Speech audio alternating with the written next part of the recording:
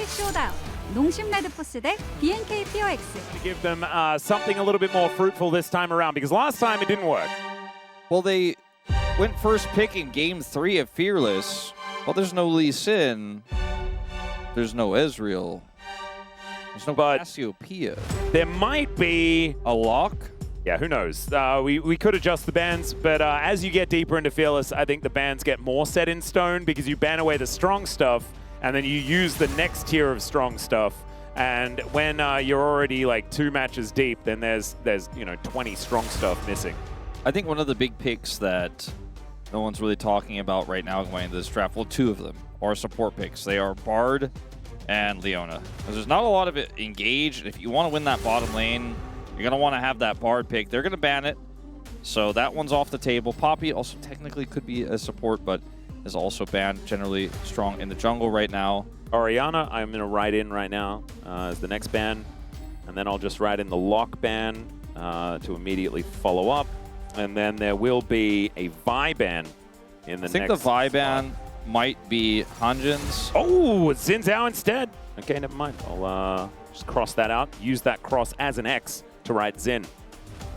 What if they leave both Orianna and Lock up? That'd be crazy. Well, I mean, I don't know if we're going to have to leave something up.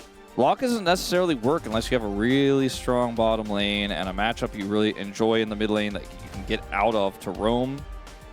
So, do they maybe ban Vi here? Because I think if you either want to get the lock or the Vi, as okay, never mind, they might make it a trade. That'd be kind of crazy. I think that might be where we're headed. We did see in the previous series that lock went all the way through the first round of picks. Goes like this, first pick does feel very valuable. Yeah. And I think this puts KRX in a position where they're going to actually not allow the trade and just give Vi over. I don't know whether that is the right play here, but we'll see whether they get punished for it. They banned Xin. Yeah, so the Vi should be going over to Gideon here. I don't see any downside. Yeah, I don't see downside to that right now. It's a very safe blind pick in this Fearless situation. And the Fury's already gone. Don't you dare first pick Victor. Okay, that's not allowed. Well, it's going to be Vi. It takes them a very long time to find it. Yeah, there's a lot of discussion, I think, about what they do next with this, because Fearless gets really complicated in these types of situations. So if you know you're going to pick Vi no matter what, you don't want to slam lock it. You want to use as much time as possible to actually consider all outcomes. And if I'm KRX, I'm most concerned about my outcome right now, because they got Vi, and the response isn't necessarily that inspiring, because Ryze is not doing very well right now. Did see Faker pick up a win on it, but was like 0-5 for most of that game. Yeah, I think that's the first win for Ryze in round 3. Nocturne going to be the response here. No Pantheon, but they have the next best global jungler to pair with the Realm Warp. So up engage range here, and does weaken a lot of those immobile AD carries that are left in the pool. I assume that an Ahri pick should be pretty comfortable here, or a Taliyah for Roamer as well. I like Taliyah more into the Ryze. Yep, answer the roams quite effectively. So they might just lock that one away. I wonder whether then they'll go towards a casting pick, but the Victor is the choice instead. Surprised by this. Could be Teddy's pick, of course, but we'll just have to see exactly where it is going. So we're going to see a casting blind pick now. Can be protected, but oh, just the Alistar. Okay. So Vi, Victor, and Alistar. Bit of an arcane vibe at the beginning of this, but not on the KRX side. Ando pick, is he just going to go for the Leona dive type setup here into this? Or do they have something else in mind? Could be going for, we're looking for engage, like Rakan is still available. Gnar is going to be blinded here this time by Frog, since that wasn't taken by casting there. Now they can protect it on the other side. I think you need to ban Varus and Vayne, absolutely, but you will get Tristaned. By the way, consider also that they have a Nocturne, so the Nocturne isn't really going to be able to help out. He's not going to have the same amount of power as a Vi in the early levels, so this is a really risky call that I can't really get behind. Yeah, I would agree with you. On the other side, casting could have blinded the Gnar, and I would have felt good about it, but this way, when the Vi's on the other side, just feels like you're asking for trouble. It's a scary prospect. The Olaf going to be taken away instead of the Varus. They're not worried about that one as much as they are the Viking. And so one final ban to come through here for the Bros. See what they do want to take away, whether they target aiming here a little bit, whether it is going to be something else. Might be more supports. Because they have the Alistair, I think they can fairly comfortably go for that Varus you were talking about. Hanjin Brion, that Rakan I mentioned is going to be taken away, which leaves us really with Leona maybe as the only way to set up some dive here with this Nocturne. The Rel is another option. Rel, Misfortune Rel doesn't really feel that great in this draft. Shen, I guess, is one that we haven't really talked about, but is a form of engage. Yeah, Ninja Delivery as well with the Paranoia. I like that one a lot. There's the Talia we were talking about. So the bot lane Victor is almost confirmed. A lot of damage here. Just give me Talia Tristana, and I'm very happy with what the Bros have put together. I am too, because I think Tristana is pretty safe here into this draft. Yep. It's low range at the moment, even though it has a long engage range with the Nocturne. And if they Realm Warp in, you can basically guarantee to Buster Shot all of them away. Like, it's kind of crazy, the disengage that you have. It's up to casting and his confidence. His face doesn't fill me with confidence at the moment about the discussion, but see what he decides to do. Hopefully he's been putting in some time on the you've got to be. It's such an important counter pick to have in your wheelhouse right now. Also, she's been around for like 15 years. Yeah. So there's no real excuse. Ooh, this isn't it. That's not what I'd choose myself, but that is going to be the Renekton lock-in. I mean, it's one of his best picks, so Comfort, I guess, wins out. But has been doing better in the matchup KRX, as well. I am very happy with this when I see that Renekton, because otherwise you were so worried about, like, Wheeler's like, I can't help you out, by the way, so don't mess it up. As aiming, we'll just do the aiming thing and pull out the Sivir, even into the Alistair. Just going to look for scaling. Sivir Rise, so much wave clear, so much power. They have triple global. You can follow that Rise and the Nocturne with the stand united to any fight on any place on the map. I feel like for me, for Hanjin Brion, the draft has a lot of dive. It's got a lot of step. It's got a lot of layer of CC. But it needed that early jungle power and the ability to shut this Gnar down early, because the scaling on Kiwum's side is so strong. I have to give a big edge to Kiwum. I think that the miss of putting the Renekton topside here into the Gnar is just too volatile for me. I can't trust, especially after how Bro played game 2, that Hanjin are going to be able to slam dunk this one. The coordination wasn't good enough for me. Well, they're going to need a lot of coordination if they're going to win this one, because there is so much chain CC out of the Bros. They could theoretically, you know, just lock down a single target and absolutely obliterate them at a moment's notice. The question is whether they can do that, because if they fail, then aiming kills everyone, right? Ricochets go all over the team. They don't have the range, and it could be a really tough time. And on the hunt value is actually gigantic. It's in this composition as well. They are just going to be going to kill whoever they want, whenever they want. And if this Rise gets the 3 items, you can kiss your chances of winning this 3rd game goodbye. Well, they'll have to make sure that it happens, as the Bros are tenacious, and see whether they can actually turn this composition into a win as we get onto the Rift for game number 3.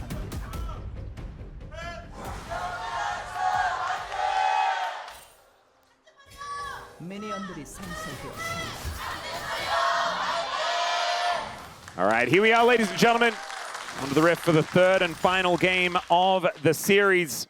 Our last game of the night. As the Bros already set up here. There was a little question mark as to whether it was going to be Teddy or Roma playing the Talia or the Victor. This is what we assumed would be the choice.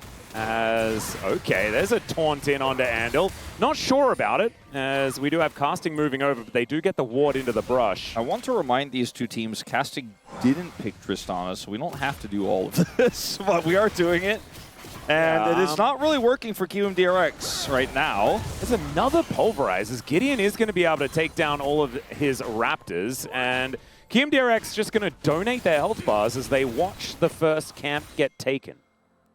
Not a fun time for Teddy in this lane, which I think is part of why Bro were trying to make something happen with Alistair at level 1 on the top side of the map. They did get a lot of work done, and in part because of Nangu himself, but he misses this pull. Yeah, it's a great sidestep there from Andal, actually, as Namgung just going to get chased down here momentarily. With Shadow Dash first, you don't have the damage from the Shen. But Namgung is going to be okay for the moment. Aiming, not so much, as Teddy just trading a little bit better here towards his bottom side, utilizing that extra shield that he does have. Heal comes out from Namgung. Pretty happy to press that button, as he was looking a little worse for wear, as casting. You were talking about this. He's good at this champ. One of his favorite champs. Yeah. And definitely trading well so far. We have seen in the early levels, Renekton's do quite well into the Gnar matchup. But it's as the game goes later and later, that things can get a little bit more problematic. All right, the bro's going for a freeze here towards his bottom side. His aiming may not actually be able to go for a back. I don't know how he got so low at level 1. He might have taken a turret shot somehow. So we kind of came in a little bit late. I don't think that's the case, but it's pretty hard for Victor to be Teddy winning just hit him with a whole bunch of Qs. That's got to, I mean, that's the only explanation if he didn't get hit by a turret shot at level 1, because Sivir has auto attacks, and Victor technically does, but they don't hurt. Yeah, there's a nice double pull there from Namgung. As Teddy, once again, going to be finding that Q. The Death Ray is not going to hit the mark, but that is okay. Just going to convince them to leave. This is going to be a back here from aiming. Doesn't feel great. Well, I have to head back to lane as soon as possible. Grabs a cull. Not going to ghost back to lane, but won't get as fast as he can. Yeah, Teddy has teleport, actually, so he can go for a cheetah recall pretty comfortably as they make sure that this wave does crash, not wanting Andal to catch it. As Pulverize, I mean, he has to get out of here. That's a lot of damage. So, yes, the minions are going to largely fall over, but aiming does at least get here, take away a few of them. They could stop a back here. I don't even think it would necessarily be advantageous as the support has to leave. Andal has to go back, so. Ooh, Namgung's first Alistar game. Kind of interesting. Yeah, we don't see that much Alistar this year. It's been more recent after, obviously, Bro were, unfortunately for them, eliminated in Road to MSI. It's been a really long time since they played. Alistar's been coming up a little bit more these days, as it is an engaged support technically, just not really the flavor of Namgung, because he likes to do the ones that do damage. I think you put it best earlier. Yep. Alistar doesn't do a whole lot of that. Not current year anyways. It's been headbutting some players around, though, quite nicely. This Gravity Well does come on through here. Ravenous Hunter is going to... Wait, is it Ruthless Predator? Yeah. That's the W. It's a really silly name that I probably shouldn't say. But anyway, he is going to be able to stun Frog after the hop. Wait, it's not Ruthless? Ruthless? Ruthless? It's not Ruthless? I don't think so. Oh, okay. It was Ruth the whole time, like Babe Ruth. Got yeah, it. yeah. I always thought it was Ruthless Predator. He didn't have any Ruths, so he was really upset about it and went for the stun. Yeah, what you going to do? Sometimes we just don't have enough Ruths to give. Yeah. It's all right. The bros, I'll just, once again, hold this wave. This is just really annoying. Yeah, it is. And Victor could do this so well. He's very safe. Gets a shield from his Q. Just chilling, man. He can get the extra auto in to secure minions. And the gravity field can be really annoying for Shen as well. So whenever you're shadow dashing forward, Teddy's able to just press that button, and things can get really rough as, aiming takes half of his health bar here. The spell shield not exactly being the most helpful. It's funny because normally the Victor can't go toe. Okay, Yukal may be in serious trouble. Yeah, this is not where he wants to be. Seismic Shove needs to be flashed. Does at least do that, but uses every summoner spell available. Well, I was going to say that, like, normally the Victor doesn't get to actually trade aggressively with most AD carries because it just doesn't have the same damage throughput, especially with an Alistar in the lane. But because of how the level 1 went and the tempo they've had ever since, if you look at the inventories here, we have a slingshot now for aiming, which isn't really good news, but it's been 2 amp totems compared to a call. So Teddy actually has that AP to even hit with his Qs a little bit harder in those little bursty trades. And he's just having such a good time right now. This is perfect positioning here as Namgung comes in, spots out Willa, and Gideon wanting to hit that level 6 as Willa does have control of the crab. Bolt Breaker doesn't get them out of there. Headbutt Pulverize onto the Flashless Rise, but Paranoia comes in. He did manage to take down that crab, and now Willa, he's got a spell shield. He's going to take down Gideon, and first blood goes over to the Shen. Roma now, can he actually land another shove? The answer is no, as Teddy just slowly lumbering his way over. He's there too late. KRX off to a great start. Do you know what the passive of Nocturne is called when he does a little spin? Umbral Blade. Umbral Blade, thank you. I know you're the only person in the world know. The Umbral Blade value in that skirmish was pretty high, actually. Yeah. You know, normally it's just kind of a little wave clear thing, but that was actually some AoE champion damage. Teddy's going to have to flash. This is kind of normally how the Sivir versus Victor goes, where the Victor presses his buttons, but the Sivir keeps hitting the Victor. And so this time, Teddy has to flash. But this is the timing at which level 6 is hit for the Nocturne, and they don't have enough damage to actually burst UCal down here despite trying. And then look at that. Big, big damage from the cleave here from Willer in this extended fight. Roamer is just forced away. Namgung is too low. Teddy forced to flash in the aftermath as well. Well, good sidestep there from Casting as we come back to live. Frog having a good time, though, as you can see, 50 gold in the lead. The CS is pretty close, but Casting just having to navigate this difficult stage of the matchup now. I'm moving towards this mid lane, but isn't going to be able to find an angle. The good news, at least now Gideon does have level 6. Good news for Breon is that that was a Shen kill. As Realm Warp coming in, Teddy is pretty far forward. Yeah, Arcane Storm goes down. He realizes that he's going to have to try and kill aiming because he is definitely going to die to UCal. And now just going to deal with the wave where he can.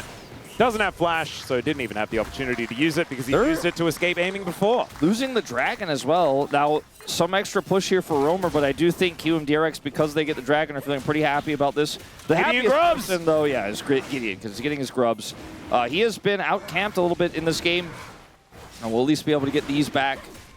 A lot of money lost in the mid lane here for QMDRX because of that play bottom side, but again, I think worth it. I think because of the wave and the consequence of a roam like that from UCal, Teddy just didn't see it coming. The team weren't able to communicate that that was a possibility, so he was trying to push forward there, but without the flash from the previous play from aiming, he is gonna die. Yep. It's always a surprise when the mid laner just straight up drops a wave. Right? There was certainly the cross map available there for the bros. So Teddy just caught off guard there just a little bit. He does now have his burn urn building towards his Blackfire torch. As Andil is spotted on that ward, Namgung is looking to try and push him away. But Paranoia up and available again here for Willer as we zoom out. This is a scary moment. UCal moving down once again. No Realm Warp this time. Might be able to just run his way down. As the bros... Yeah, Roamer has Weaver's Wall, right? I mean, he could try to follow some of these plays. Last time, obviously, would have been futile, but this is part of why I think they're not... Angle top side is Roamer, as he did cheat up there, but does just move back to catch the wave. And the bros, I think they know that this is a dangerous time. It's still level 1 Weaver's Wall. It still doesn't go that far, and the Nara's sitting close to turret, so it would have been tough for Roamer there. You know, it's... Casting starting to lose a little bit of control over this lane. Was doing a lot in the early levels, of course, but Frog is starting to bounce back, or like leap back a little bit. A little hopping happening. X-Blade is done for Willer already. Yeah, he got that early assist. Obviously, that's a lot of extra farm he's picked up too in this game, and his cooldown is going to start getting reduced if he can get a few more takedowns, start stacking that ultimate hunter. Yeah, pings here onto Teddy on the top side of the map. I have a feeling that QMDRX actually spotted him. UCal coming up for the defense as well, and this is a mega, so it's going to take a little while here. And Willer has ult, so this could backfire in a huge way for Bro, especially with no wave. They're just going to have to walk away. A lot of time wasted. Yeah, Teddy actually snagged by the Q here. So Frog, good heads-up play, but great ward in that brush to make sure that he spotted it out. And so now QMDRX, with so much tempo here in this game, being able to take a couple of plates here towards his bottom side, extend that gold advantage. Like, look at how many more creeps he was able to take. Like, it is absolutely absurd. He has 1,000 gold, the advantage now over Teddy.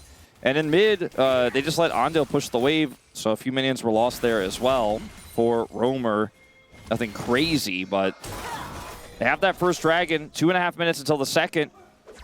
And this Sivir is a bit of a problem, a little bit early in this game, and that call hasn't even cashed in yet. We're 16 minions away from it, and that lead will even get bigger. As you can see, Casting is even not going to enjoy it with the steel caps on.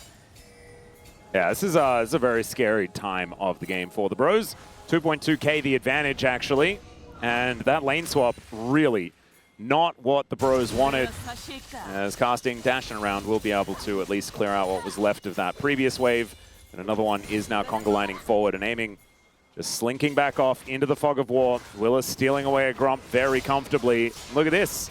Gideon and Roma, both of them, just going back to base, realizing that they just cannot do anything about this. No camps left on Bro's side. And so this, what is it, almost 4-camp lead that Willa has, soon to be 5. He's just out farming. Teddy is getting out farmed.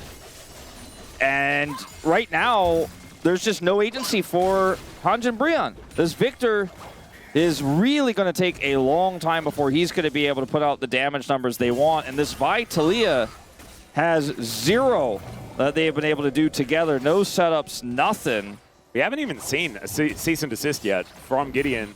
We just saw one flash forced by a shove from Romer, and otherwise the two of them have been practically invisible outside of obviously the first death for Gideon. Yeah, so at least Roma does get himself to a slight gold advantage by picking up that wave. Yukal has been dropping waves to make sure that aiming gets as fed as possible, casting in a shove this wave towards him. And that crystalline overgrowth still there, just building up. Just doesn't look like the Bros are going to be able to get towards this turret anytime soon. Only 1 plate remaining on the bottom outer turret. And this is just more and more money pouring in towards KRX. And we were talking about it in the draft, and I feel like it's just kind of gone that way. And it makes me sad. For aiming, because he got his role quest. Oh, he's got to be actually significantly further away than you'd normally be at 13 minutes here because of all the time he spent topside. He just isn't getting that extra gold on minion, whereas aiming's had it for so long. That's a huge part of his lead, plus the plates. He's just huge right now. Yeah, so Teddy is going to be able to go back to base, see what he can actually purchase here. Blackfire Torch is done. So they have 2 of those. And teleports to the mid lane, will be able to pick up that wave, but needs to head towards the bottom side to complete that quest. Is just fully under control of QMDRX as well. They're looking to take it. Double Dragon. No prio anywhere. Nothing, not even a modicum of control or power anywhere for Hanjin Brion with this draft. And the game state, they just cannot use their Vi Talia. And they don't have any control. And this Renekton pick, I don't know if it were Tristana would have necessarily solved the game, but maybe they would have had a pressure point there, but they don't have that either. Yeah, maybe then they'd have like a pseudo bot lane that they could use, leave Teddy on the bottom lane, and then have that Tristana to try and add that bit of extra consistent damage. But it's mainly for team fights later on that we'd be talking about. Maybe Frog would be having a worse time in that matchup, because this feels a little bit more like a concede type scenario with the Renekton, even though right now he's doing absolutely fine. The Tristana is more like a hard winning lane. The aiming farming numbers. Yeah, no, it's ridiculous. Massively ahead of the clock. You mentioned Yukal dropped some waves for him to pick up as well, but this is like serious Gold King material here. He doesn't even have any kills, but he is so large, so quickly. You can see just how quickly he cuts through those waves with his ricochet. And he's taken a bunch of turret plates as well. Like, so much of this is his access to turrets. And that play towards the top lane from the Bros really not working out. And Teddy still doesn't have his role quest yet. Yeah, I mean, hasn't been bot lane. Everybody else has been bot lane instead. And so the teleport in from casting, he will be able to head up here and at least clear out these minions. But this will... They got first brick. Yeah. All right. So there is that. They do pull a little bit of the money back. That was the Vi Talia value, hitting the turret down the bottom side together. So when will Teddy complete this quest? That's my question. Yeah, he's looking like Johnny Quest right now. He's going to be questing for a while. Yeah. Maybe it's one of those fetch quests that's just going to sit in his inventory forever. He knows that he should do it, but man, you just don't want to. There's not as much dopamine there. It's definitely should, though. Yeah, I mean, this is rough. Like, they have no control here. Yeah, Paranoia comes in. The cow sitting at 50%. Level 7, though, so it does have that unbreakable will. And Teddy, please go to the bottom lane, sir. Just want that to happen. Eventually, he'll get it by the matter of the game time passing. That does help for getting it. Yeah. But, like, every single minion killed after you get it, plus the actual completion gold, matters. So he'll just be missing out the longer this game goes on without him having it. I mean, it's not the end of the world, but it's pretty close. It's not good. I'm sure he'll get it before he would have filled his whole inventory with items, so he actually gets the extra boot spot. Yeah. he'll be fine. In terms of the quest, it's not that big of a deal, but the rest of the map is quite a big deal. The fact that aiming is pretty huge is a problem, as this taunt could also be a problem for Namgu. Yep, there's the pulverize. Andal's taking a lot of damage. Gravity Well goes down. There's the weave as well. Namgun gets the headbutt back onto Andal, who does flash away. And now the rest of them are looking to take down the cow. They do so. Cease and assist onto the escaping Shen. I imagine there's probably a better use for that one, as it's a trade of supports, but the Rift Herald is bearing down on this mid lane. We'll be able to get a big old charge, and KRX, there is still a minute and a half left until this Dragon, but they are in such a good position here in this game. They really, really are. 2 kills here to UCal on this rise. His lead is starting to form as well. And now we're looking for a bit of a response scuttle take here from Preon. There you go. As Frog is taking another plate here on the bottom side. No turret yet for KRX. We're 2.5k ahead. But with all the damage they've done, they're about to get likely 3 turrets worth of local gold to add to that. As aiming is about to be, I mean, he and UCal are like, it's Mage Ricochet and it's normal Ricochet. It's time to just rip through all the health bars of this low-range composition that doesn't have an 80 carry. I think this draft for Bro, I mean, I said it at the outset, I think it is very, very tough to find success with something like this, but they've already fallen so far behind so early that... I mean, it does just require so much coordination and control, right? Everyone has to be sort of standing in place, getting pulverized, getting shoved back, and it has to be one of aiming or UCal that dies very early in these fights. As this even the Rift Herald goes down in the middle of this fight, which I mean, you mentioned it, the fact that the ult is used on the Shen as almost an escape for the Vi in itself just shows the state of the game. Like, they don't have any agency. They can't ult anybody aggressively. There wasn't really a proper play there. And Teddy built a Rod of Ages second. That's wacky. But at least he did complete it, so it might be finished by the end of the game. I think he realizes he's a level behind, so he needs to catch up. There you go. That'll do it. I don't really think it's a very strong choice right now, but... Well, I also think that the Bros are just in a little bit of a rough state right now, as Willa doesn't quite spot Gideon going back, but it looks like this Dragon is on their mind. Casting, not going to be able to defend this turret. It is very, very low already. Namgun can at least get into the river. But can they do anything about this Dragon being taken? That is the big question. Willa going to move on over. Paranoia in hand. As Gideon is now moving down. Cease and desist is there. There's a seismic shove. The combo that they're looking for is Casting, standing on the blast cone, looking for a flank angle. It's kind of what he has to do. He was great at it in game number 1.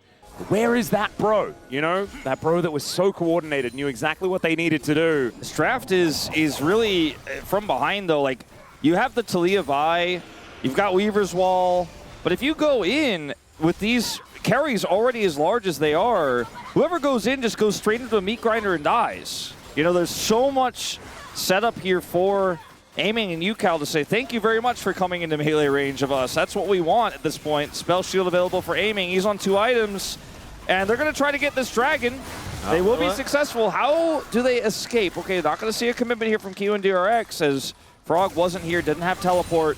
Yeah, at least that mid lane outer turret is still up and available. So they take away the Dragon, and they do manage to at least keep their outer turret alive as well. So that's something. But the gold lead has not changed, right? KRX is still in a great spot, as Andal just going to try and get pushed away here by Gideon. But even this Shen is pretty safe, getting very deep vision down here for KRX. And they are under no threat, right? As Bro are going to press the R button. There's a pulverize onto aiming as he's thrown out of the way. Does have on the hunt though, so it's very hard to hit him with a seismic shove or keep him in a gravity field. So a trade of ultimates for Talia and Nocturne on this one. Yeah, they'll get the ghost out of aiming as well, so I guess there's that at the same time. And the turret stays alive. If that turret goes down, this Nocturne gets even more powerful, even more scary for these immobile carries on the side of Bro. As Teddy, I don't know if he's going to be carrying anything with this build, but that's the thing about this draft too, is not only do aiming and UCal do a lot of damage earlier than they're supposed to, I think, in this game, as the Archangel's almost done. I mean, he's not like on 3 items, but he has so much setup with aiming's damage layered with his they also can't punish the Nocturne when he goes in because they're not doing that much damage themselves. It's double burn here for Roamer. What are you burning? You Well, know? I mean, you know, Mega Gnar has a lot of health. Okay, fair. so- Yeah, I guess it makes sense. Yeah, sure. I'll let it go. There's something. But that's, we're clutching at straws here just a little bit. Aiming is going to demonstrate a little bit of that as the Blackfire Torch from Teddy does burn him a little. But KRX just waiting around, making sure that they get control of this river. 3 minutes until another opportunity for Soul Point, and the Bros just going to have to try and deny it over and over again throughout the rest of this game. All right, Gideon was thinking about trying to do something here. And the Bros Wombo combo, it does exist. Like, it is a thing. They're going to need a few of them, though, if they're going to make something happen. I mean, I've seen what the champions have done in prior games. So I do understand that it's possible. Would you say as far as in order to set up the combo, you have to be in range of a Vi ultimate or a seismic shove? Yes. Okay. Yes. So that seems to be a bit of a sticking point. That seems to be the kind of tricky part about it. Because I see what you're saying, because if you use the Vi ultimate, then the Talia's shove comes on top, and vice versa. If someone hits a shove, the Vi is just going to follow up with a charged Q into an ultimate, and that person's not going to have a good time. If you get someone to land something at the beginning, generally it's pretty possible. Now, consider there's a bunch of minion waves coming at you constantly because there's a Rise in one lane, there's a Sivir in the other, and it's hard to then deal with the minions first to then close the gap. Does it get a little bit harder to pull off that combo? I would say yes, because then you probably don't get to be in the same lane. Yeah. Yeah. I mean, I see the combo in my mind's eye. I can imagine it, but when I look at the game, I'm like, ooh, it seems pretty hard though. You know? Yeah. I've seen all sorts of things in my mind's eye, though, so honestly, it's a tough one. Gideon going to miss the Vault Breaker, and there's on the hunt. Paranoia comes down again. Decent pulverize as Andal in a bit of trouble, aiming forced to flash away as the exhaust comes through. Another altered Shen is going to be Andal on the floor. Gideon gets out of the way of the Duskbringer as Willa getting pushed away from the fight. So 1-0 so far for the Bros. They got the flash. You could say that it's positive. Yeah, they got the flash of the both of the bottom duo as well. So no flash for aiming anymore, no flash for Andal. That's, you know, that's how they won game one. They get the aiming flash. I saw 5 people together in the lane as well. So that means that it's possible for us to maybe get this combo to work. I thought in this moment I was going to look silly because, you know, KRX walked into combo range, but they didn't actually do the combo itself. It was just a really late ult here from Vi. Oh, Roamer is dead. Andal is going to get cut up by the Kolomik, but that is not an even trade. Mid lane for support. Yeah, okay. Yeah. They're getting some stuff though, you know? They're getting these kills. They're buying some time. It's going to be third item death cap for Teddy. I'm trying to work out like how Roamer died. Like, yeah, I'm still. It's like I can't see Colonel that Mustard with the pipe yeah. in the museum or something like that. He has no ghost, no flash. Is he? All right, here we are. We're gonna actually figure it out immediately. That's not the combo right there. He just got Shen bonked. You know, he got taunted after Yukao went on top of him there. And then casting shows up. So they also got the TP out of the Renekton. It's a multiple faceted win here for KRX as they're sieging up the mid lane. Frog's going in with an R set. Yeah, well, he does find it onto 3. It's pretty big. Paranoia gets into the back line as, all right, Namgung did a decent job tanking them up, but he will still go down. And so there is the Wombo combo now on cooldown. The Bros still have some buttons left available. The Arcane Storm is there. The Weaver's Wall just came up now. As the Realm Warp comes in, Gravity Well comes down. It's a Shen delivery as Andal is going to help take down Roamer yet again. But there goes Willa. Casting will get cut up, and now it's Ed the Aiming Show, whose ricochets will tear them apart. And yeah, they may not have had the ultimates, but they did have a right click from a Sivir. Roamer was, I saw that Rumble, people was like, did they throw? Am I about to have the sickest shove of all time? And then only the Shen comes out. And then the taunt is good. As we're going to go all the way back to the initial part of this. Frog has his Gnar in a perfect spot here. Gets behind Namgung, who's trying to set up the flank there. Gets the triple at a crazy angle. Very impressive stuff here. Initially, it's Namgung who's burst down. Then they fight back to the Dragon. And then we see this Realm Warp attempt here from Yukao. And they're like, wait for it. And it's actually just a Shen. Goes straight onto Roamer, so he can't be shoving really anybody in this exchange. And Casting is hoping he's big enough to get value out of that Q and the heal, but they have no retreat, and aiming just ricochets them down. And I think this is the beginning of the end of this game here for KRX. They've had so many advantages. They've had such a strong lead, but it hasn't translated into big team fight wins until now.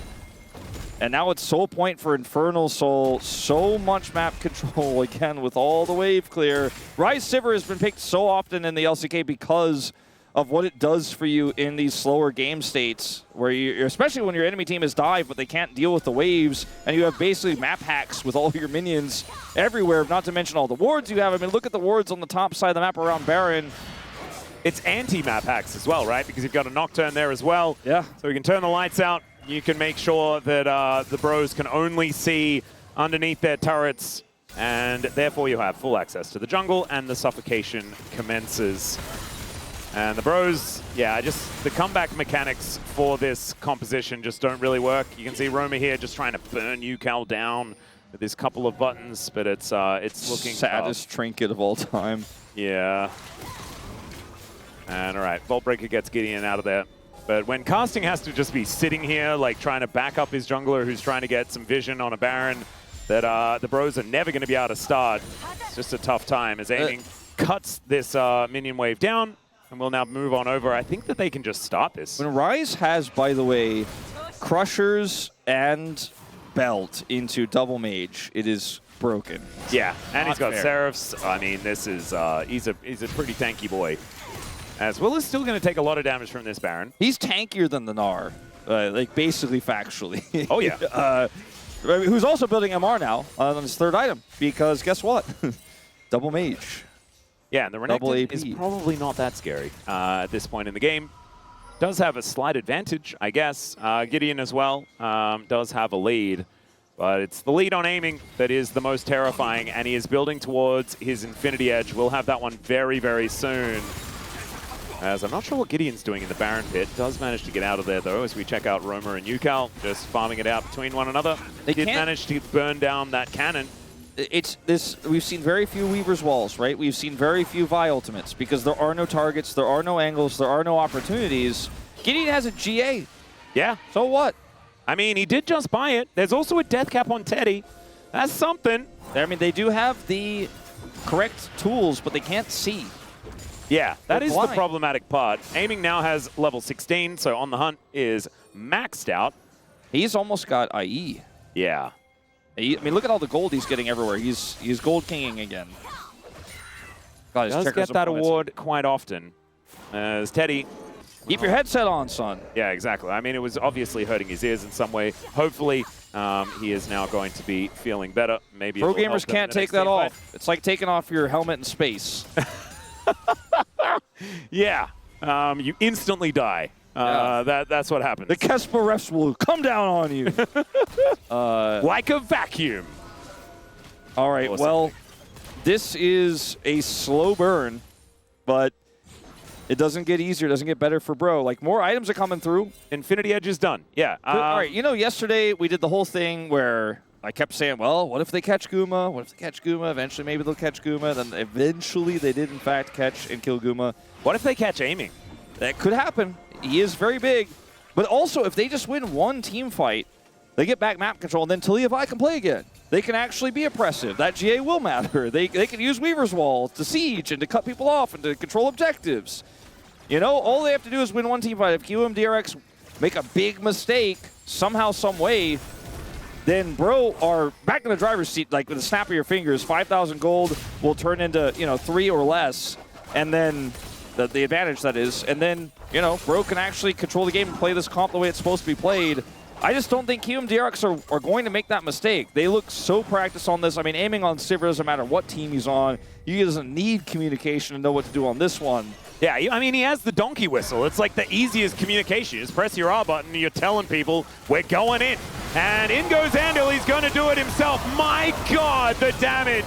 It's a decent shove, but Teddy is already dead. Willer is able to escape here as well. They're staying alive for a little bit longer than I was expecting, but aiming is safe. He cuts up the Renekton, picks up a double kill. Namgung is just going to die underneath this turret. Andil gets delivered. Actually, no. Namgung is going to survive. No steak dinner, but KRX will still be winning this game. All right, that's it. Simple as that. Very straightforward game where Bro waited forever for KRX to make a mistake. They didn't. And if anyone watches this game and says, well, I guess Bro just didn't do anything, they rolled over and died, they really couldn't do anything in this game. That was the problem. Well, as a three-man pulver, Namgung's dead. The Nexus turrets are also going to go down. It's 13-4. This was a complete shutout by KRX. And the Bros gonna have to try a bit harder in their next matchup. The draft was clean. They had a clear identity. And Hanjin Brion looked a little bit confused. Oh man, Yukal, every single time, he is ready with a new celebration. He's definitely one of the front runners for POM as well. We might be hearing from him on stage. Demonstrated very much Tristana, very much ADTF or Varus or any of those things to be used towards the top side effectively enough in order to make that one worthwhile. As my goodness, even like the Willer damage, diving in there on top of the Bros, cut them up like butter. That early skirmish, right, was super impactful for getting them ahead. KRX just looked very, very confident with what they were setting up here. Yukao's just so good right now. Like, it's crazy like how consistent he has remained on this roster that's constantly changing around him. Yeah, and he's also just such a positive force as well. So when you do get momentum in a series, Yukao will help you grow further forward, and aiming, doing massive amounts of damage on this Sivir, but was just given so much room in this game. It was ridiculous. Perhaps unpopular, but I voted for him. He had an incredible Ezreal game, and in game 3, the game was all about him. I mean, I think he's probably going to get it, but he wouldn't have got my vote if I had one. The Jhin game didn't do him any favors. Yukao will ultimately get it. 0 deaths across the wins on Justice for Yukao's has been achieved here. They must have taken my vote into consideration, which didn't exist, so they didn't. I imagine it's probably a few spat votes over to aiming, though. I was really conflicted because especially the Cassiopeia, like if you consider the loss game, it's like, man, of course it's you.